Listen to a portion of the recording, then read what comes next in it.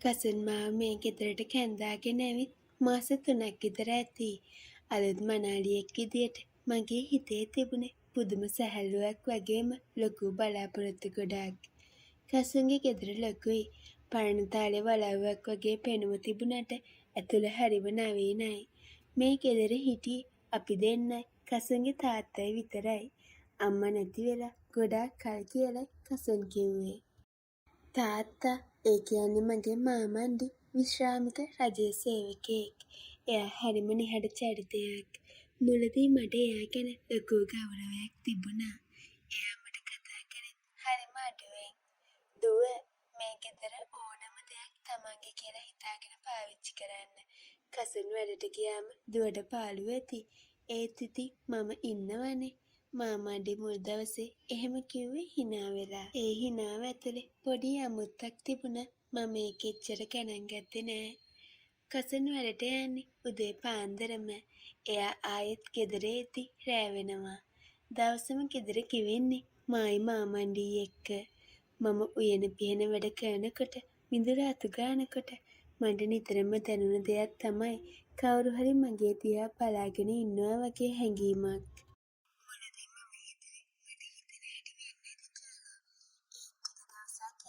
මට තේරුණා ඒක මගේ හිතේ විකාරයක් නෙවෙයි කියලා. දවසක් මම කුස්සියේ උයන ගමන් හිටියේ. මම හැඳිකක හිටියේ පරිප්පු හොද්දක්. එකපාරටම මට දැනුණා මගේ පිටිපස්සේ කවුරු හරි ඉන්නවා වගේ. මම ගැස්සිලා ආපහු හැරුණා. මාමණ්ඩි කුස්සියේ දොරකඩට වෙලා බලාගෙන ඉන්නවා. එයාගේ ඇස් තිබුණේ මගේ මූණ දිහා නෙවෙයි.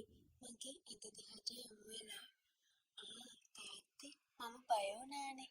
මම ටිකක් අපහසුයෙන් hina වෙලා කිව්වා. නෑ මම මේ බැලුවේ දුවට මොනවා හරි උදව්වක් ඕනද කියලා. එයා එහෙම කිව්වත් ඒ ඇස්වල තිබුණේ වෙනමම කතාවක්. ඒ බැල්ම හරිම තියුණුයි. හරියට මගේ ඇඳුම් විනිවිද යන්න හදනවා වගේ. තවත් දවසක් මම රෙදි හොදලා මිදුලේ වැට දාන්න ගියා. එදා හොඳටම අවුව. මම ගෙදරට අඳින සාමාන්‍ය ගවුමක් ඇඳගෙන හිටියේ. හුලකට ගවුම ඇඟට ඇලිලා තිබුණේ. මම රෙදි වනනකොට මම දැක්කා මාමණ්ඩි සාරි ජනේලෙන් බලාගෙන ඉන්නවා. එයා අහක බැලුවේ නෑ. මම දැක්කා කියලා දැනගෙන එයා දිගටම බලාගෙන හිටියා. මගේ ඇඟ පුරාම හිරිකඩු පිපුණා. ඒක නිකම්ම බැල්මක් නෙවෙයි. තිබුණේ අවුරුදු ගාණක් තිස්සේ හිර කරගෙන හිටපු ආශාවක් වගේ දෙයක්. කසුන් ඔයාට ෂුවර්ද තාත්තා හොඳින් ඉන්නේ කියලා? එදා රෑ මම කසුන්ගෙන් ඇහුවා. ඇයි නෙත්මි තාත්තා මොකක් හරි කිව්වද? කසුන් ඇහුවේ පුදුමෙන්. නෑ කිව්වේ නෑ. ඒත් එයා මං දිහා බලන විදිය හරි අමුතුයි. මට සමහර වෙලාවට බය හිතෙනවා කසුන්. කසුන් hina වුණා. අනේ ඔයාටත් හිතෙන දේවල්. තාත්තා වයසක මිනිස්සෙක් නෙත්මි. එයාට දැන් ඔය වගේ දේවල් ගැන හැඟීමක් නෑ. අනික එයා ඔයාට සැලකන්නේ දුවෙක්ට වගේ. ඔයාව හිතන්න එපා. කසුන් එක සැහැල්ලුවට ගත්තට මගේ හිතට ඒක වදයක් වුණා. දවසින් දවස මාමණ්ඩිගේ හැසිරීම තවත් අමුතු වුණා.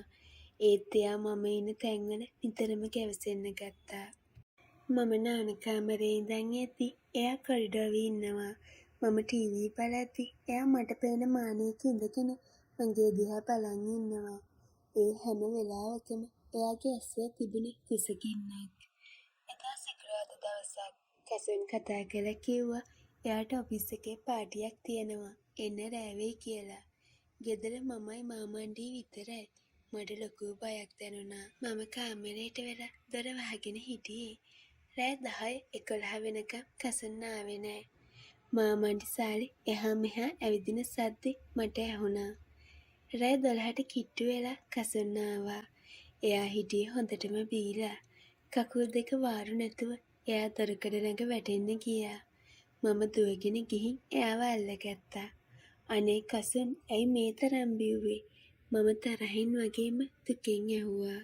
සෝරි බබා අද බොස්ගේ බර්ත්ඩේ එක. කසුන් වචන පටලවමින් කිව්වා. මම අමාරුවේ කසුන්ව වාරු කරගෙන කාමරයට එක්කගෙන ගියා.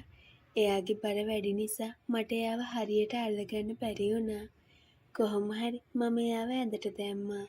මට මහන්සි දාඩිය දාලා තිබුණේ.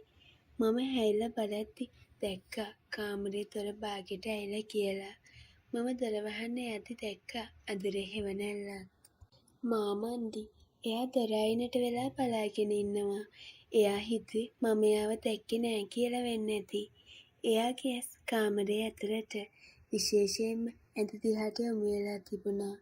වෙනදා නම් මම දුවලා ගිහින් දොර වහනවා. ඒත් එදා මට ඇති වුණේ පුදුම කේන්තියක් වගේම අමුතු තඩබ්බර සිතුවිල්ලක්. මට හිතුණා අද මම එයාට පාඩමක් උගන්වන්න ඕන කියලා. එයාට ඕන දේ බලාගන්න දෙන්න ඕන කියලා. මම දොර වැහුවේ නෑ. මම හෙමින් සැරේ ඇඳ ළඟට ගියා. කසුන් ඇඳේ උඩුබැලි අතට වැටිලා හිටියා. එයාට සිහියක් තිබුණේ නෑ.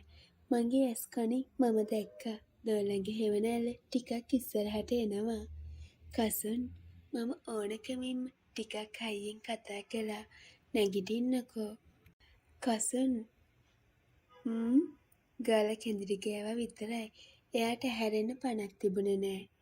මම කසුන්ගේ ඇඟට ගොඩ වුණා. මගේ හිත ගැහෙනවා. මේක පිස්සුවක් කියලා මට හිතුණා. අර එළියේ ඉන්න මිනිස්සයාගේ බැල්ම මාව මේකට පොළඹනවා වගේ දැනුණා. මම කසුන්ගේ මූණට මූණ ලං කළා. මම එයාව කසුන් බීලා හිටිය පිරිමියෙක් විදියට එයාගේ ප්‍රතිචාරය ලැබුණා. එයා මාව බදාගත්තා. මට ඕනේ වුණා මාමණ්ඩිට පේන්නම මේ දේ කරන්න. මගේ හිතේ තිබුණේ පරිගැනීමක්ද එහෙමත් නැත්නම් එයාගේ අසනීප ආශාව අවුස්සලා විනෝදයක් ගන්න එකද කියලා මට තේරුණේ නෑ. මම කසුන්ගේ පපුවට ඉඳගෙන මගේ කොණ්ඩෙ ලිහා දැම්මා. මම දන්නවා දොර එහා පැත්තේ ඉන්න මාමණ්ඩිගේ ඇස් දැන් ලොකු වෙලා ඇති කියලා. නෙත්මි කසුන් බීමතින්ම වුණත් මගේ නම කියවමින් මගේ ඇඟේ ඉල්ලුණා. එයාට සිහියක් පතක් නෑ. එයා හිතාගෙන ඉන්නේ මේක හීනයක් කියලා වෙන්න ඇති. මම කසුන්ව පහසින් අවදි කළා. අපි දෙන්න එකට වෙරෙද්දි මම ඕනකමින්ම මගේ කටහඬ අවදි කළා. මම එකපාරක්වත් දොර දිහා බැලුවේ නෑ. ඒත් මට දැනුණා එතන තියෙන උණුසුම. මාමණ්ඩි එතනම ගල් ගැහිලා බලාගෙන ඉන්නවා ඇති. එයාගේ ලේලිය එයාගේ පුතා එක්ක එකට ඉන්න හැටි. එයාගේ ඇස් ඉස්සරහම සිද්ධ වෙනවා. කාමරේ ෆෑන් එකේ සද්දෙට යටින් මට තවත් සද්දයක් ඇහුණා. බර හුස්ම ගන්න සද්දයක්. මම කසුන්ගේ ඇඟ උඩ ඉඳන් එයාගේ පපුවට ඔළුව තියාගෙන ඇස් පියාගත්තා. මම මුළු ඇඟෙන්ම වෙවුලනවා. ඒත් ඒ බය නිසා නෙවෙයි. මම කරපු දේ ගැන මටම අදහගන්න බැරි නිසා. ටික වෙලාවකින් කසුන් ආයෙමත් නින්දට වැටුණා. මම එහෙමම හිටියා. මුළු ගෙදරම නිශ්ශබ්දයි. ඒත් එකපාරටම දොර ළඟින් ඇහුණා පුදුම කෙඳිරිල්ලක්. ඒක වේදනාවක්ද සතුටක්ද කියලා හිතාගන්න බැරි කෙඳිරියක්. මාමණ්ඩිගේ කටින් පිටවුණු ඒ සද්ද ඇහෙනකොට මගේ බඩපපුව දාලා ගියා. එයා මේ දිහා බලාගෙන තනියම සතුටු වුණා කියලා මට තේරුණා. ඒ කෙඳිරියත් එක්කම ඉක්මන් අඩි සද්දයක් ඇහුණා. එයා එතනින් යන්න ගියා. මම කසුන්ගේ ඇඟ උඩින් බැස්සේ නෑ. මම එහෙමම ගල් ගැහිලා හිටියා. මගේ හිතේ තිබුණේ පිළිකුලක්. ඒත් ඒ එක්කම පුදුම ජයග්‍රාහී හැඟීමක්. මම දන්නවා හෙට ඉඳන් මේ ගෙදර තිබුණ තත්ත්වය වෙනස් වෙනවා කියලා. මාමණ්ඩි ආයේ කවදාවත් මගේ මූණ දිහා කෙලින් බලන එකක් නෑ. එයා දන්නවා මම දන්නවා කියලා. ඒ වගේම එයා දැක්ක දේ එයාගේ හිතේ හැමදාම තියේවි. කසුන් ගැඹුරු නින්දක හිටියා. එයා දන්නේ නෑ එයාගේ බිරිඳයි තාත්තයි අතරේ අද රෑ මොන වගේ ගනුදෙනුවක් සිද්ධ වුණාද කියලා. මම හෙමින් සැරේ ඇඳෙන් බැහැලා දොර ළඟට ගියා. කොරිඩෝ පාළුයි. මාමණ්ඩිගේ කාමරේ දොර වහලා. ඒත් ඒ දොර යටි ලයිට් එළියක් පේන්න තිබුණා. මා මගේ කාමරේ දොර හෙමින් වහලා ලොක් කළා. ආපහු ඇවිත් කසුන්ගේ ළඟින් හාන්සි වුණා. මගේ ඇස්වලට නිින්දක් ආවේ නෑ.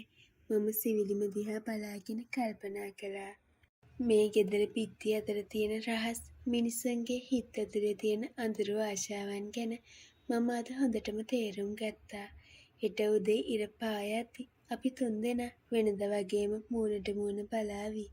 ඒත් අපි කාටවත් කවදාවත් අතරෑ සිද්ධ වුණ දේ අමතක කරන්න බැරි වෙයි. මේ වගේ කතා කියවන්න කැමති අය අපිව සබ්ස්ක්‍රයිබ් කරගෙන යන්න. මේ කතාව ලස්සනයි නම් ලයික් එකක් කමෙන්ට් එකක් දාගෙන යන්න අමතක කරන්න එපා.